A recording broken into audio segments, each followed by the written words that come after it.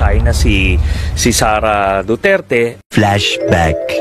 How many times you have been to China? My understanding is you have been to China talking to the Chinese government for 6 times already.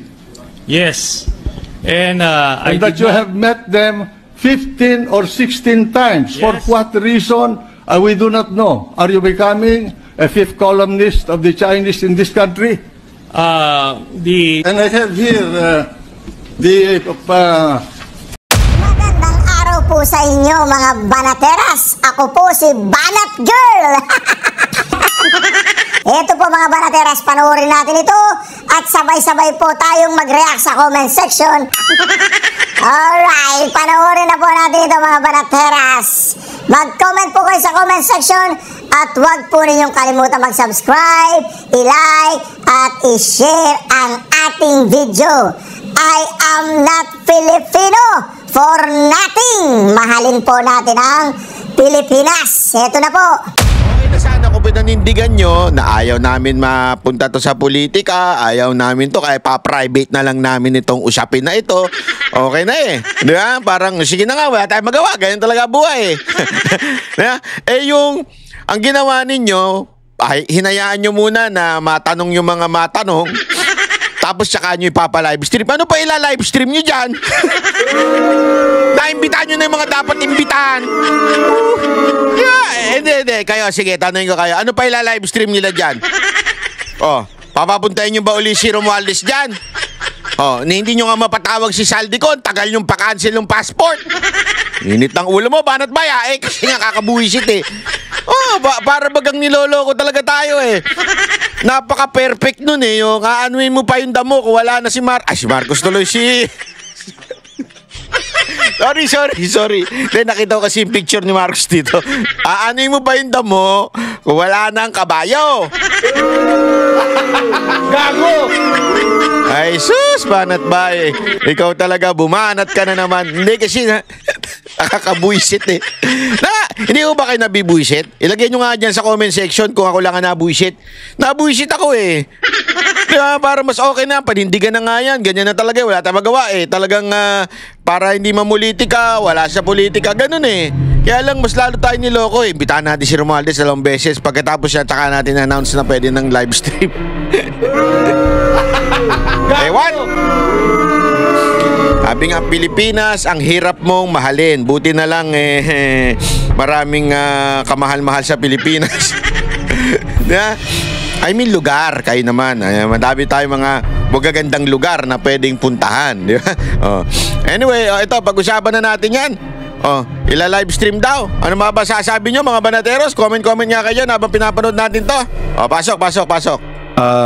Justice Andres Reyes, you have the floor, sir. Yes, I'd like to thank Senator Pangilinan, Animo, and Senate President Vicente Soto for this invitation. We thank you because... Paano kaya sila ng sponsor ni Marcoleta? Peace! Hindi, tinatanong ko lang naman. Hindi kasi gusto ko na rin pa-sponsor. Kasi alam mo, nakakaingit yung mga Koreano eh. Di ba? Yung mga buhok ng Koreano. Parang gusto ko na rin ng kakatulad ng ganun eh. Tapos magpatangos ako ng ilong, ano? Tapos, gaganong-ganon. Saka sila nagpa-sponsor. Our laws, our creation needs more powers, more refinement. Again, I will just echo what you have said earlier, that this thing is outrageous and makes me cry that how can these people get away with 500 billion pesos? How come? Sabi nga. Is our inspiration to work hard. We are only 39 days old. ICI is only 39 days old. For the last 21 days, we only had 3 lawyers. And now we have some volunteers from the PAO and from the other agencies. But we will try our best to be able to full blast investigation of all this fraud. we don't have the facility and we don't have the rules of procedure, but we will already shorten the procedure in spite of no rules allowing us. We will now go on live stream next week. Once we get to be able to have the technical capability with us already. So again, I repeat, we'll be doing live stream next week. Nako, next. And thank you po. May repeat pa siya. Parang, alam mo, nung pinapanood ko nung binabasa ko yung mga reaksyon ng mga tao sa social media, lalong nainis na totoo, lalong nainis nung napakinggan nung itong sinasabi na kesyo live stream ang ICI. Maraming nainis lalo na bullshit kasi parang it's too late. Sabi nga, it's too late, baby. It's not too late. Di ba? Thank you, Justice Reyes, and that is welcome news that the ICI will do live streaming of its proceedings. Para sila nagbobulaan, ano? Welcome niyo siya. Maganda yan. People would like to know the facts of these cases and would like to be updated as to the developments and the progress of the investigation. And a live streaming of the proceedings will definitely address this concern of the public. Thank you very much. Secretary Babe Singson, do you have an opening statement? Please go ahead. You have the floor.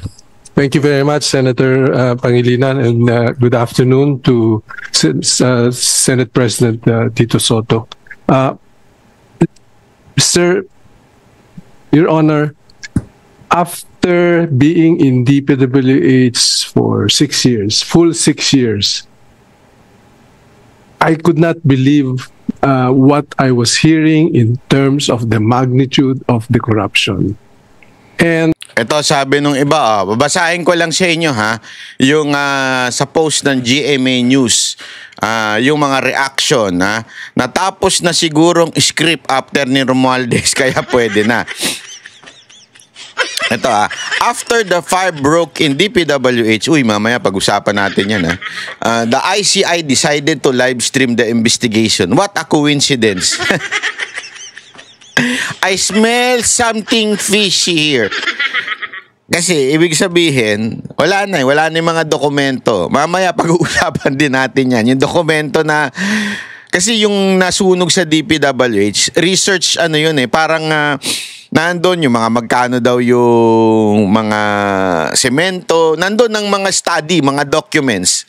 So, ako, isip ko lang to sabi nga iba, coincidence ba yun? Para bagang sinasabi ganito O sige, pwede na nating i-live stream kasi wala naman na sila maaamin kasi nasunog na yung dokumento. So, pwede na natin live stream. Anak ka ng wedding, Agoy! Kakabuisit! Tuloy! Anak ng wedding. Ito pa pala, basahin pa natin. Ready na yung script? Well, scripted pa din. With directors, script writers, and bad actors. Nakatanggap-tanggap yun Katanggap-tanggap yung live stream nyo Naluto na nila yan. Should have been done since day one. At sabi pa nga nung isa, to be fair, they need to replay all the previous and unseen hearings. Naku po, may AI. Paano ko na AI na yun? Of course, sabi nito, after the initial appearance of Romualdez. Sabi naman ni Andaya, Randy Andaya, dapat pala binabasa ko yung pangalan, baka sabihin nyo ini-invento ko. Nalatag na script, pwede na i-live, sunog na din ng evidence. Agoy! Larry Branzuela, producer, director, scriptwriter, and artist are now on board and ready pair. The Bluetooth device is ready to war. Ika nga. Sabi naman ni Marie Vargas, all crocs mark safe na. Sabi naman ni Carlo, pwede rin po ba i-live stream yung previous proceeding nyo? Kasi if it was recorded rin, di ba? Mamali. Di ba? Sus, patay kayo ngayon. Yari kayo ngayon. Ayan, puro ganun. Dapat i-broadcast din ang previous talk, especially with this Kaya couple. Justice delayed is justice denied. Di ba? Ang ganda no? Tama nga naman. Delayed na yung pag-live stream nyo. Tapos, after nasunog, wow, kapal.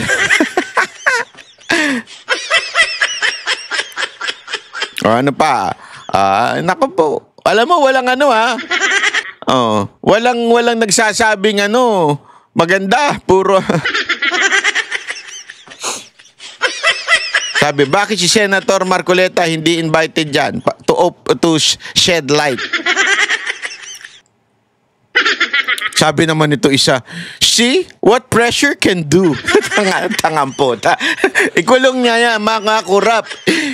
Alam mong pingklawan tong taing gulpong na to eh. Ikulong na yan. Yun yung hashtag niya. Ikulong na yan. Mga kurakot. Ikulong na yan. Mga kurakot. Di ba? Mga pingtae. Sino kaya yun? Tanginan yung pangalanan yun. Tagal yung pangalanan. Buwisit kayo. Tangina, matatapos na itong administrasyon na ito. Kulong na yan. Mga kulangot. Puro ganun pa rin eh. Ano pa? Dapat lang replay. Di ba? Yan ang mga sinasabi. Galingan nyo, sarswela nyo. Wag kayong pasasakim sa pera. Pagtakpan ng totoo, may sala. Pananagutin. Yun, puro pala kay sarswela. Wala pala kayo. Sus. Mga gunggong, sunog na ang ebidensya. Sabi dito Binabasa ko lang yung comment sa post ng GMA Grabe May go signal na galing kay Romualdez. Ay, President Romualdez. Ang taray mo Gago! Hindi kasi parang totoo lang parang mas president ba si Romualdez kaysa kay Marcos. Yun ang totoo. Di ba? Ano pa? Grabe. Congrats, ang galing no, sunog na ebidensya. Nako. Ay nako, ewan ko ba? Natuwa sa inyo kasi ang tagal-tagal nyo eh. I tried to analyze where did the system fail. It looked like it was all over. This is what we've learned so far after we've called witnesses. I think a total 40 plus have been invited, including 8 senators, 4 congressmen, 4 secretaries, and several other personalities. But recognizing that the procedure, the legal process that we have to follow is so tedious. Bago po may makulong, ang haba ho ng proseso. As compared, you may want to consider, as compared to the 2 gold standards of anti-corruption, which is the ICAC of Hong Kong and the CPIB of Singapore. They have much more powers than all 3 of these agencies that we have combined. Now, alam mo, maganda yung sinabi niya na yan, ha? Kasi alam mo yung, eto ikikwento ko lang sa inyo. Ngayon kasi ang usapin ngayon, at saka pinag-aaralan ko din ito, yung nangyayari sa China. Kasi kinuwento sa amin na kung ano yung mga kaganapan sa China ngayon, sabi nila, talagang way ahead. Pag pumunta ka daw doon, para ka talagang nasa, alam mo yung nasa pelikula, yung napapanood natin, di ba? Kung maalala ninyo, yung kayong mga matatanda dyan na tulad ko, yung sa Back to the Future, parang ganun. Parang ganun daw yung eksena doon na para talagang they living, kaya nga may mga may mga vlog na sinasabi nila, mga putito US is done. China talaga is nag-overtake na. Lalo na yung recent Canton Fairs nila, yung para bagang mga, kasi meron yan sa Amerika meron din yan yung event na fair na parang mga electronics, ganyan-ganyan. Dito, Canton Fair. Lahat ng klase ng produkto na andun. Sobrang grabe daw, sobrang high-tech, lumilipad, kung ano-ano na talagang naandun. At nangunguna ang China. And ito to be honest, kung technology lang, ako nga, pag tinitingnan ko sa social media yung China, especially sa mga electric cars, wapak! Walang binatbat talaga yung mga American electric cars or European electric cars. Talagang kakaiba. Tapos, kahit nga sabi ko nga sa inyo, kahit doon sa iPhone, di ba, sabi nga nila, high-tech daw. Sa totoo lang, mahirap lang kasi umalis sa ecosystem ng Apple. Di ba? Pag naandun ka na, para na-stuck ka na sa ecosystem. Halimbawa ako, tinitingnan ko ngayon yung mga Apple new products, yung 17 Pro Max, di ba? Pag titingnan mo, parang wala naman nabago. Meron onte, yung front camera medyo naging wide. The rest, wala naman nabago eh. Pero pag gayon, tingnan ninyo yung mga China phone, ay grabe. Sabi ko, bakit hindi naisip ng Apple to? Bakit hindi nakikita ng, di ba yung meron doon yung sa Xiaomi, yung same name nga, yung 17 Pro Max nila, nandun na sa likod yung screen. So, hindi ka na magtsatsaga sa front camera. Yung ba mga gano'n na antitindi ng mga technology. Bakit ko sinasabi to? Kasi talagang nangunguna na ang China. But, if you would see the history of China, although now, they are capitalist communist, but sabihin ng capitalist, sa madaling salita ganito yan eh. Sila, pag sinabi ng nila, ng presidente nila o yung kanilang pinuno, gagawin. Pag pinarusahan ng may mga kasalanan, mangyayari. Alam nyo kung bakit? Dati kasi sobrang communist lang nila eh. Ganon. Pero ngayon, nag-open na talaga sila. Ang tindi na ng kanilang ginagawa. It's because of this anti-corruption na agency ba yan? O di ko alam kung departamento ba yan o agency yan. Pero because of that anti-corruption, natanggal ang mga korap at umasenso yung bayan nila. Sabi ko nga, kung siguro tatanggalin ng korap sa Pilipinas, ang sarap mangarap, ano? Mamatay lahat ng korap, kainin ng lupa. Ganon. Siguro iilan na lang tayo matitira. Dinaig pa ang rapture. Hindi, di ba? Halimbawa lang na rapture, di ba? Alam niyo may rapture, di ba? Basta yung mga full gospel Christian na, alam niyo ibig sabihin na rapture. Baka mas maraming pa mababawasan sa Pilipinas kung biglang kainin ng lupa ang ang mga kurap, no? Kasi kurap kasi hanggang sa kailalim-laliman, kurap ang mga Pilipino. Sa mga barangay na lang, kurap na yan eh. Sabi ko sa inyo, ilang beses na kami nag-participate sa mga eleksyon. Grabe, mula barangay, mula tanod, kurap. Kaya, ewan ko nga, sabi ko, hindi ito makukuha ng isang lang. Dekada ito. Yung corruption sa atin, eto kung pag-aaralan yung kasaysayan natin, panahon pa lang nila Aguinaldo, lintik na ang korupsyon. Lintik na. Hindi ko na lang papangalanan, patay na kasi yung mga yun eh. Pero lintik na ho ang korupsyon, pinagbebenta tayo, lintik na ho. Kaya kung iisipin mo, kung dekada na ang korupsyon nangyayari noon pa lang, paano mo yan babawiin ng isang pagkakataon o isang termino? Imposible. What we need is yung mga kilala na yung leader diyan sa Africa. Si Bolkia, ano ba yun? Kalimutan ko na pangalan nun. Basta lagi kinikwento sa amin yun. Kailangan mo ng ganun. Yeah? Kailangan mo talaga ng matindi. Alam nyo, pagdating mo sa korap, napaka malumanay. Mantakin mo ito na lang issue ng live streaming, malaking issue pa. Inabot pa ng siyam-siyam bago nila ina-live stream. Wala na, nakapagsalita na yung mga korap. Tapos na. As a result of the difficulty and because of the very strong clamor of our people, because of the massive corruption all over the place. Tapos na yung script nyo. Under the leadership of Chairman Reyes, we invited a total of 20 government agencies to find out from them what are their administrative powers that we can immediately utilize in collaboration with these agencies. Marami po pala niyan. So we hope that the committee can consider some of these provisions. For example, under the Philippine Competition Commission, you have anti-competition provisions or big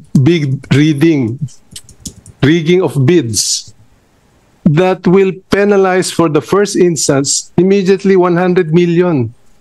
Second instance, 105, 110, all the way to 250 million pesos per incident. We have also identified in other agencies like Customs, like CAAP, but more telling is an old executive order, specifically 913. Senator President. Eto ha, ipapakita ko lang sa inyo. Alam niyo yung sinasabi kong anti-corruption, yung binanggit, yung ang pangalan nito ay yung National Supervisory Commission, yung NSC ng China. Ito po yung na-establish nung 2018 at ito po yung talagang tumututok. Alam niyo kung ano ang penalty? Ito, accepting bribes under 800,000. Okay? A lower level official taking gifts for small favors. Gifts lang. Ay, mabigyan ka lang ng relo, mabigyan ka na ng babae, di ba? Up to 3 years imprisonment. Okay? Ito naman yung pangalawa. Accepting bribes, ano kasi ito eh, nasa yen eh, 100,000. Hindi pala yen. China. 100,000 yuan. Yuan pa yun? Ewan ko kung anong tawag dun eh. 3 to 10 years imprisonment. Accepting the bribes over 3 million. Yung 24 million sa pesos. 24 million pesos. 24 million pesos. High-ranking official selling influence or misusing funds, 10 years to life imprisonment or even death penalty in severe cases. Sa atin, magkano ninanakaw? Billion. Dito, 24 million lang. Isang kotse lang. Sa kanila, magnakaw ka lang ng isang luxury car. Death penalty na. Sa atin, anyari, kuya, wala. Nagnakaw, mag-resign ka na lang. Okay na yan mo. Tapos takbo ka sa ibang bansa. O kaya mag-resign ka na lang, bayani ka pa, state witness ka pa. Di ba? Wala talaga mangyayari kung ganyan sa atin. President, 913 is you might want to pick up some of those provisions. Ito pa, sorry. Death penalty. China can impose death penalty in extreme condition. The bribe or embezzle amount is enormous. The act causes grave harm to the state or the people. Yung mamatay dahil sa baha. Di ba? The offender shows no remorse. Dami niya, putangina. Ang dami niya sa Pilipinas, yung magre-resign. Tapos walang ka-remorse. Pucha ka. Di ba? Recent example, Zheng Zhongsheng, a vice mayor, was executed in 2021 for taking over 1 billion or 8 billion in bribes. 8 billion pesos. Okay? Etong isang vice mayor, natsugi. 8 billion. Isang ghost project lang yung animal na yan eh. Mamaya, ang daming pang pinasukan. Tingnan ninyo. 913 that gives immediate all departure order, immediate seizure of assets. Marami pala yun na pwedeng gamitin. So, if it is already there, it is just a matter of putting all of them under your proposed bill, Mr. Senator. So with that, I will end my opening statement because I can discuss further details in terms of where, how much, and so on. But I will leave it up to the Senate. Thank you, Secretary Babes. Just to clarify, EO 913 is a DTI executive order. it's a presidential executive order, But- empowering the then Minister of Trade. Okay, DTI. Thank you. From the Makati Business Club, Apa Ongpin, the Executive Director, please, Nako, ito na naman. you have the floor. Go ahead. Thank you. Oops. Lakas naman. I'll try to keep it as brief as possible. One, we believe that all the ICI sessions should be public, but that the ICI itself should have the authority to declare confidential sessions with no streaming or broadcast. Okay? Because, speaking as a former journalist, this can very easily turn into a circus. I mean, it already has in some cases. Okay? And, the accused are, they're entitled to due process. And, we cannot turn this into a Puro naman we know. Dire-diretso na, kuya! public shaming exercise. No? We want to emphasize that the ICI, as the Senate President has already pointed out, should have additional expanded powers. They should be judicial, investigative, and even confiscatory. Like You do not know. the PCGG used to have. So, power of subpoena, power to declare in contempt, and which includes arrest and hold orders after due process. Okay, the commission, whatever we call it, should have the authority to file cases without going through the ombudsman, the DOJ, the Attorney General. We believe it should be that powerful.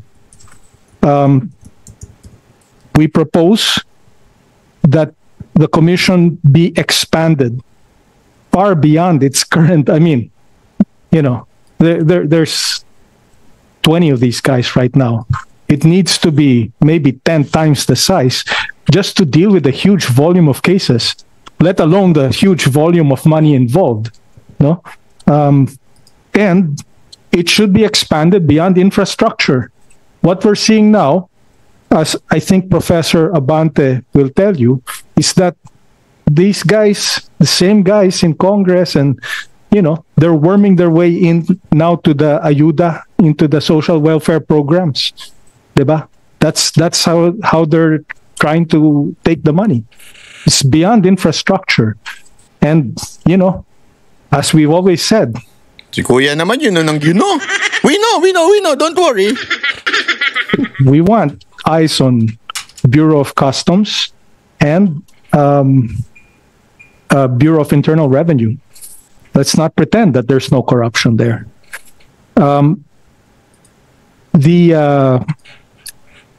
The ICI or the group should have fiscal autonomy and security of tenure. I mean, in order to be really independent, okay? We believe that, We do not know. and in fact, future appointments need to be approved by a wider group than just the president at this point. It's just We do the not palace who's appointing people to this thing. No? No, And we don't. I don't know. finally, we feel that, We know.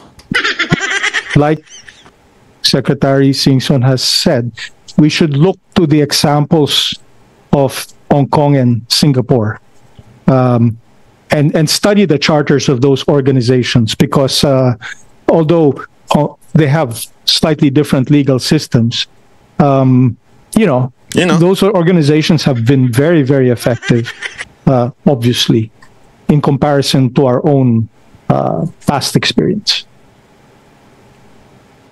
Thank you very much, Apa Ongpin of the Makati Business Club. We now have People's Budget Coalition. Professor Kenneth Abante, go ahead, you have the floor. Where do you teach, Professor? I teach at Alam mo, para nagbobolaan na lang sila dito, so, no? Kaya mo na nga yan. Ito ba, pakinggan natin tong part na to. Kasi malaman natin kung anong update dyan sa Lumiyab. Ano ba ang meron dyan sa Lumiyab sa DPWH?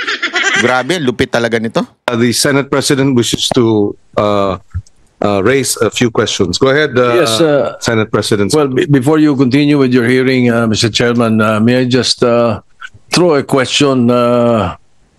Actually, it's from left field. Either former Secretary Babe Singson or the DPWH representative. I just want to know what is there in the DPWH Quezon City office that was burning a few hours ago. Alaman doon. If I'm not mistaken, this might be part of the Region 4A office.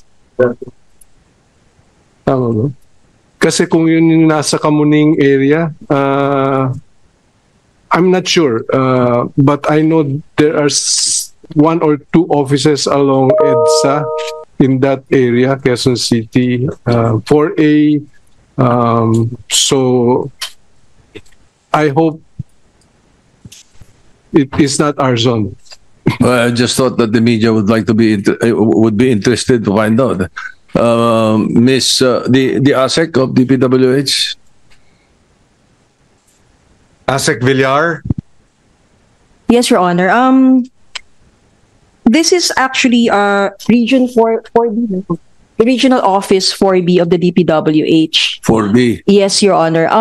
Mindoro. Mindoro. Ito po yung dito po ang site ng testing materials ng DPWH na mga suppliers like semento, mga bakal. Dito po tinitest. So, we are looking into it already. Pero ito po yung testing site. Testing site. Wala mga dokumento ron? Of course, meron po, Your Honor. So testing. Of course, Your Honor. Siyempre, meron dokumento doon. Nako, ano nga yung sabi? Baka mga yan ito yung unang sinabi ko, meron. At kasi dating secretary ito. Dating secretary po ito ng DPWH. Ito. Ning area, I'm not sure, but I know there are one or two offices along EDSA in that area, Quezon City, 4A. So I hope it is not our zone.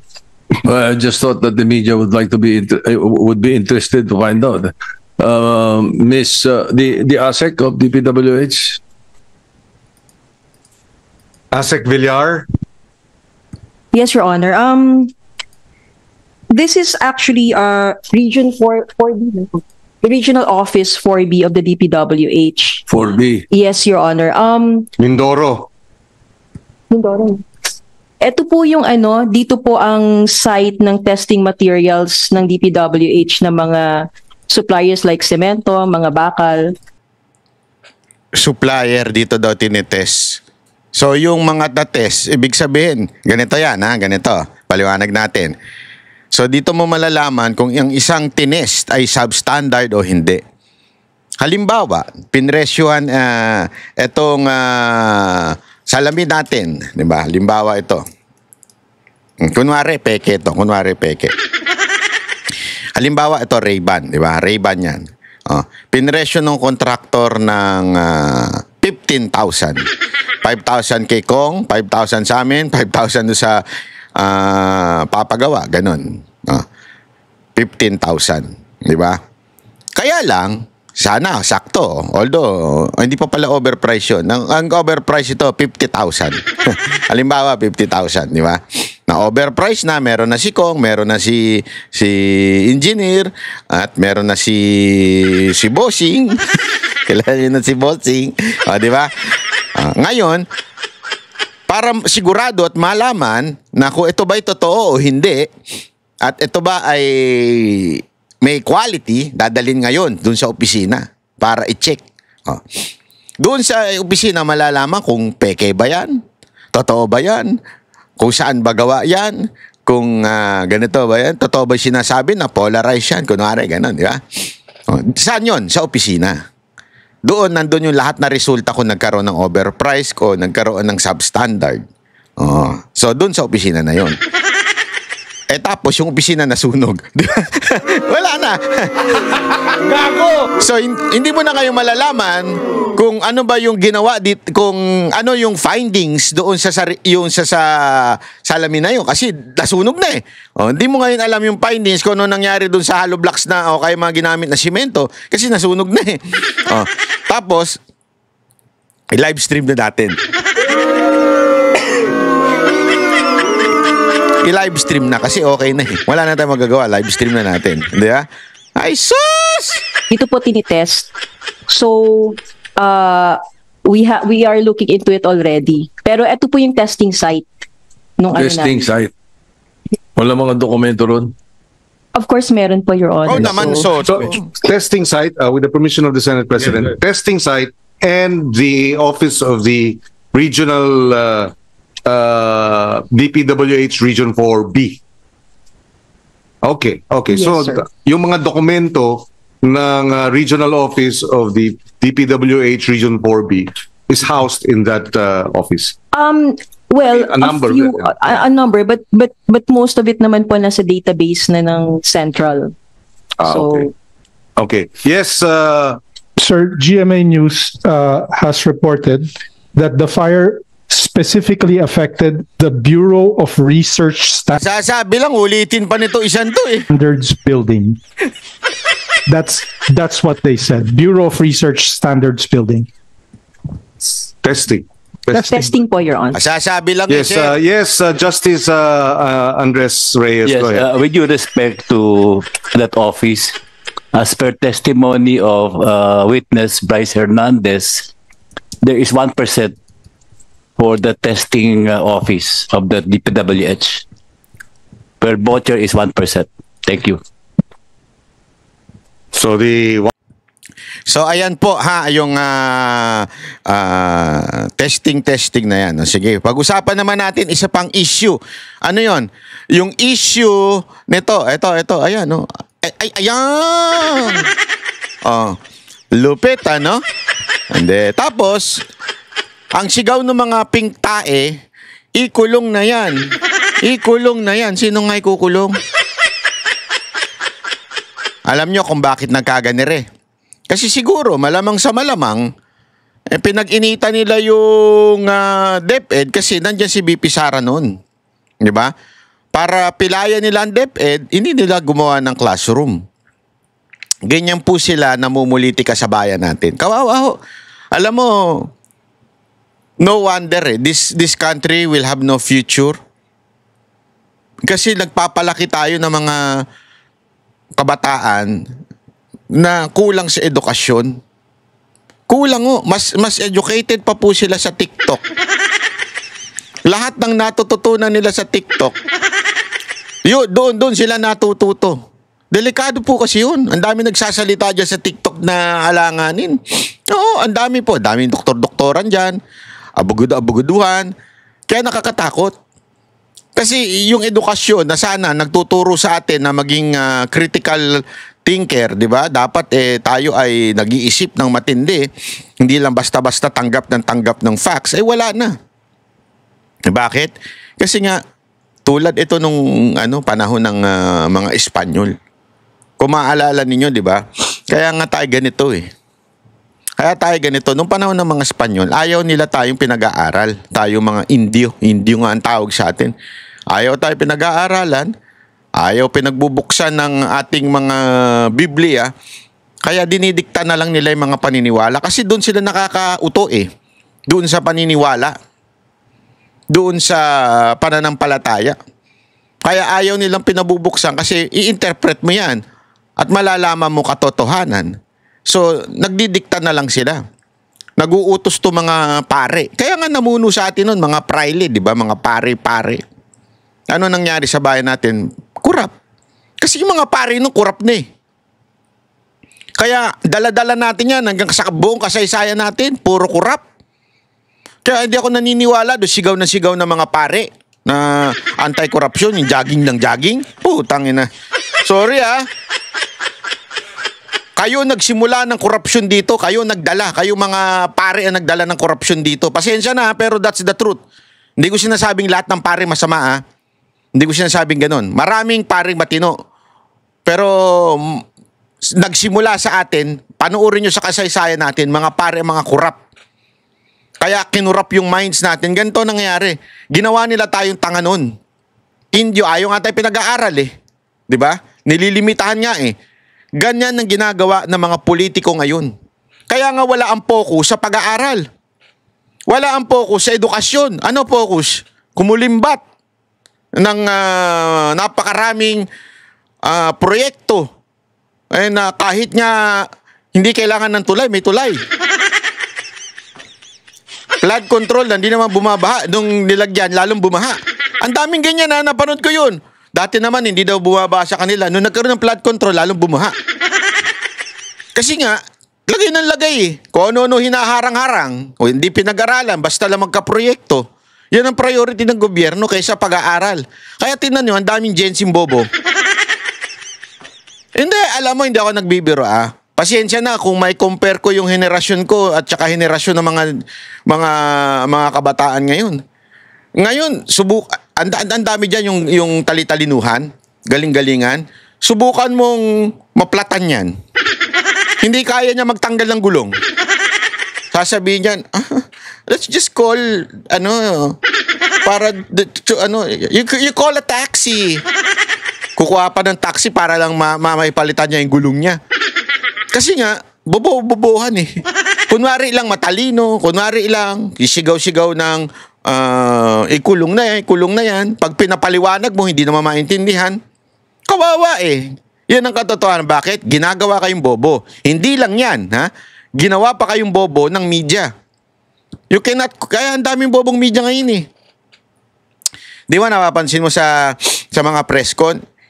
Compare mo sa press con ng ibang bansa. Pagka nanood ka ng press con ng ibang bansa, ay grabe. Parang ang bastos ng dating, talagang diretsuhan sa mga tanungan. Kasi alam nila pag binubullshit sila yung government official. So diretsuhan yung tanong. Yung mga media natin dito para mga tanga Iilan na lang yung katulad na talaga masasabi mong critical thinker o yung nag-iisip. Hindi yung para bagang kasi yung mga media ngayon baligtad na. Alam naman natin yan. At alam ko yan. Pare may press con. Pero planted na yung mga tanong. Ipaplant na yung mga tanong dun sa mga bayaran nilang retainers nila na media. Ito lang, hanggang dito lang yung tanong ninyo pagka sinagot, basta sumang-ayon na lang.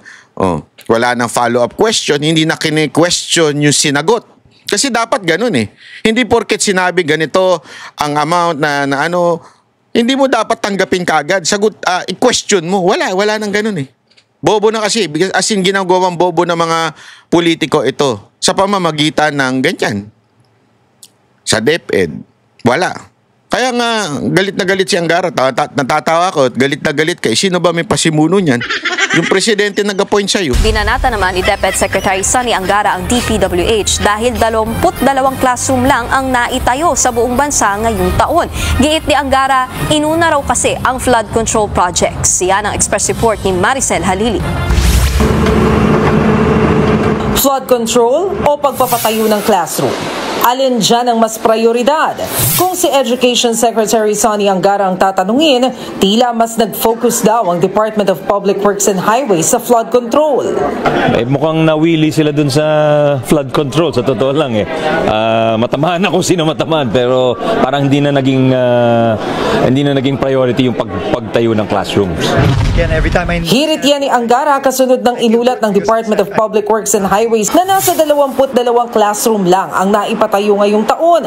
Kakarimpot ang bilang na yan kumpara sa target sanang 1,700 na silid-aralan. Grabe, no? Nakapanghinayang talaga dahil alam natin yan ang kailangan ng bayan. Yung mga kabataan kailangan nasa tamang environment ho sila.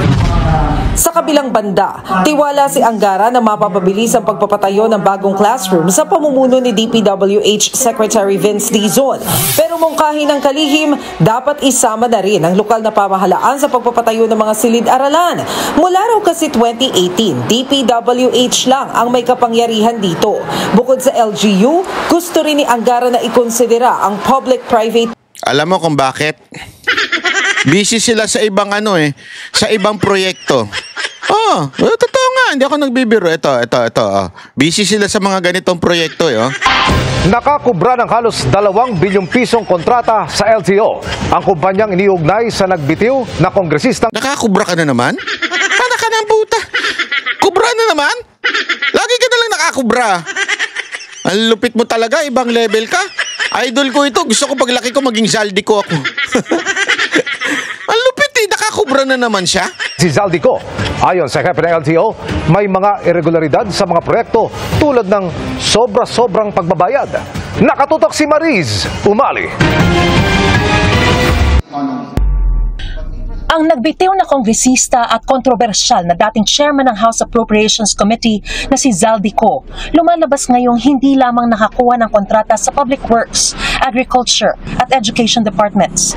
Nagkaroon din daw siya ng kontrata sa Land Transportation Office na nagkakahalaga ng halos 2 bilyong piso. Ibinunyag ni LTO Chief Assistant Secretary Marcos Lacanilao, meron umanong irregularidad sa 3 proyekto niko sa ahensya. Highlighted the deficiency and non-compliance with the contract requirements and specification on non-utilization, underutilization of various components in the facility, and improper computation of the contract results in overpayment amounting to 26,993,332. Nagagalit ang ating Pangulo. Hindi ho birong pera ng gobyerno. Hindi po siya maliit na halaga. At ang mga kontratista raw sa mga proyektong ito. Upon closer investigation, it was further determined that the joint venture contractors of this project were LDLA Marketing and Trading and SunWest Corporation and SunWest Corporation and Development Corporation. Notably, one of the entities, SunWest Construction, has been linked to ako Bicol Representative Elizalde Zaldico. Naku po, ito po yung Central Command Center na isa sa 3 proyektong finlag ng Commission on Audit. Bakit kanyo finlag? Kasi kung makikita ninyo, bagamat operational naman daw, iilan lamang yung mga equipment dito gaya ng mga desktop, LED screen bukod sa server sa baba. Pero nakakahalaga na raw ito ng mahigit 900 million pesos. Pinaimbestigahan na ito ngayon ng LTO sa Independent Commission for Infrastructure o ICI at Office of the Ombudsman para masampahan ang kaso at mapanagot ang mga sangkot. Kabilang din sa pinaiimbestigahan ngayon ng LTO ang IT Training Hub at ang Road Safety Interactive Center na may kontratang nagkakahalaga ng mahigit 499 million Lupit pesos. talaga nito, Brad. Ayon kay Assistant Secretary Lacanilao, ang mga kontrata ay pinirmahan noong 2021 sa panahon ni dating LTO Chief Assistant Secretary Edgar Galvante at binayaran daw ng buo sa panahon ni Assistant Secretary Vigor Mendoza noong 2023 at 2024. Yes, kasi siya ang pumirma. Kung ako ang tatanungin, pangalawa, bakit ho i-receive itong building na to kung alam po natin na kailangan maimbestigahan? Si Mendoza iginiit na walang irregularidad sa pagbabayad ng LTO sa mga proyekto. So, nung tinapos ng kontratista yung project, meron naman tayong mga technical working groups who check yung compliances, yun lang po namin nabayaran. Pero mind you, ang binayaran lang namin yung tail end ng kontrata kasi may previous payments made with the previous administration. Tungkol naman sa mga alegasyon ng overpricing at pagkakaugnay ng kontratistang SunWest, sabi ni Mendoza, at that time ng SunWest, hindi naman issue at that time Hindi pa siya naba-blacklist o wala namang negative information at that time. So, okay lang yan. Sinubukan namin kunan ng pahayag si dating LTO Chief Assistant Secretary Edgar Galvante at ang SunWest, pero hindi nila sinasagot ang aming mga tawag at text. Bakit? Habang sinusubukan namin kunin ang pahayag ng LDLA Marketing and Trading. Para sa GMA Integrated News, Mariz Umali, nakatutok, 24 oras. Grabe, no? Pinakita naman dito kita nyo, yan, yung bilyon-bilyon na pinaggastusan, lupit.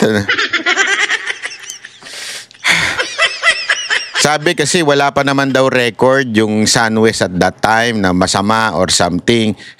Hindi pa kasi nadidiscover. At saka nasa posisyon pa yung mga animal na yan.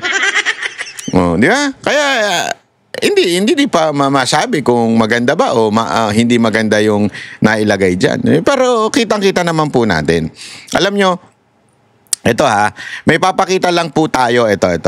Napakaganda ho kasi nitong kasi isa pa hong issue, aside from nangyayari ngayon diyan sa ombudsman, ito ho kasing magandang article. Basahin nyo po ito. Napakaganda. Hindi ko summary lang po ang aking sa inyo. I-discuss. Kasi napakaganda ho kung babasahin nyo talaga ho itong article na ito. Dito tinilakay ni Roberto Tiglao na buti nga daw ngayon may social media na, kasi isa sa mga ngayon alam naman po natin na napakaraming misinformation at kontrolado ho nila yung media, di ba? Kapag dating sa mga issue. Kaya nga dito napakaganda na mas maunawaan ho natin, kasi ngayon ginagamit siyang ombudsman through Remulla na usigin ito hong si VP Sara Duterte. Pero ilinawin ho natin, sabi nga niya dito sa article, tanging COA ang may kapangyarihang mag-audit ng pondo ng gobyerno. Yan ay nasa batas. Ayon yan sa Article 9, Section 2, at nandiyan din sa Konstitusyon yung PD 1445 na COA ang sole authority sa pagsuri kung tama at naayon sa batas ang paggastos ng pondo. Walang iba. Pag sinabi mong sole authority, ito yung meron lamang kapangyarihan, COA. At ang papel ng ombudsman, umasa ito sa mga audit findings ng COA bilang pangunahing ebidensya. Kung walang disallowance o referral mula sa COA, wala ring batayang kasong kriminal. Tanging kung may intent to commit corruption na nakita ng COA, saka ito i-refer sa ombudsman. Ibig sabihin, hindi po pala pwedeng ombudsman ang magsimula nito. Dapat to COA. Yan o importante. Sandali. Akala ko ba merong notice of disallowance nung panahon ni VP Sara Duterte. Na ayon sa artikulo, noong Agosto 2024, naglabas ang COA ng Notice of Disallowance 2024-002-100 para sa 73.2 million ng 125 million confidential funds. O, linawin natin mali yung impormasyon na 125 million ang notice of disallowance. Only 73.2 ang notice of disallowance. Dahilan. Ano daw ba ang dahilan ng notice of disallowance? Kulang sa detalye ang ilang acknowledgement receipt, walang pangalan, pirma o petsa. Saan? Sa reward at sa safe house rental. Ibig sabihin, hindi ito nangangahulugang nakaw o abuso, kundi technical documentation issue lamang. Siyempre, to protect the names of the reward. Kasi meron yan sa PDEA. Naka-attend kami yan dati. Kaya nga meron